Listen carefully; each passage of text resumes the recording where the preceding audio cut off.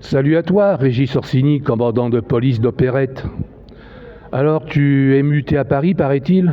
Il paraît que tu travaillais encore à Charles de Gaulle, à l'aéroport, et tu te vantais au tribunal de faire fonction de commissaire de police. Bah, tu sais, moi, ce que je pense de toi, je pense que t'es un pauvre mec. T'es pas un flic, t'es pas un homme, t'es une lopette, voilà. Bah, tu sais, si t'es pas content, on peut se rencontrer, hein? On peut se rencontrer, je vais pas te taper dessus, bien que ce soit pas l'envie qui me manque. Non, mais si tu veux, on peut se rencontrer et s'expliquer entre hommes, de manière civilisée, je sais pas moi. On peut choisir un café, un troquet, hein, un troquet tranquille, où il y a du monde, comme ça, il n'y a pas de risque, justement, d'assassinat, hein, par exemple. Hein. Et on pourra discuter, toi et moi, de ce que tu m'as fait, de ce que tu as fait à Line Jordan, de ce que tu continues de me faire. Et crois-moi, Régis Orsini, mon job, c'est de te faire incarcérer. Ok?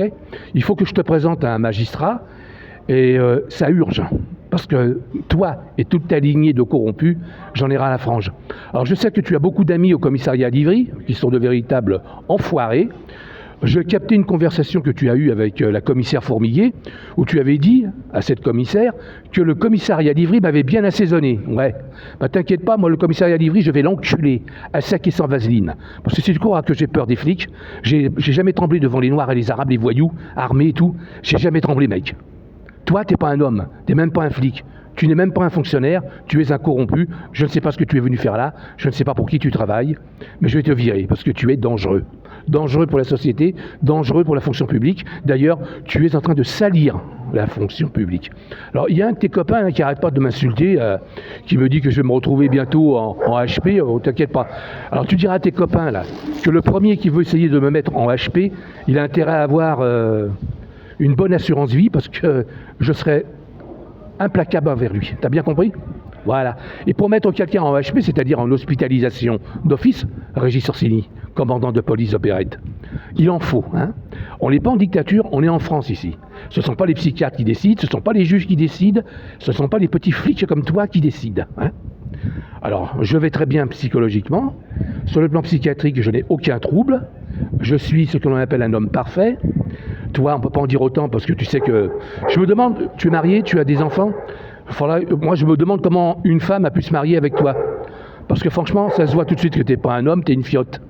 Et je pense sincèrement que si tu as une femme dans la vie, c'est uniquement pour le fric. Voilà, parce que tu as un bon revenu, payé à rien foutre d'ailleurs. Alors, si tu n'es pas content, on peut toujours s'expliquer.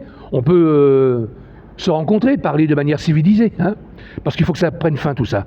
Mais je te préviens, Régis Orsini, je serai intraitable avec toi. Je dois te présenter devant un juge, tu iras devant un juge.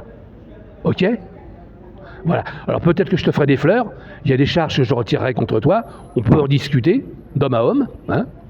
Sachant que mon téléphone est piégé, tu sais que tout le monde nous écoute, va falloir que tu te comportes en homme, là, que tu acceptes certaines choses.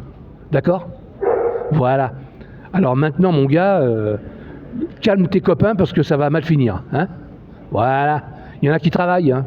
Vous, les flics, vous êtes réputés pour vous la couler douce. Hein. Enfin bon, l'essentiel, c'est que vous consommiez. Hein. Vous, les fonctionnaires, on vous demande de fonctionner, même si vous vous tournez les pouces du matin au soir.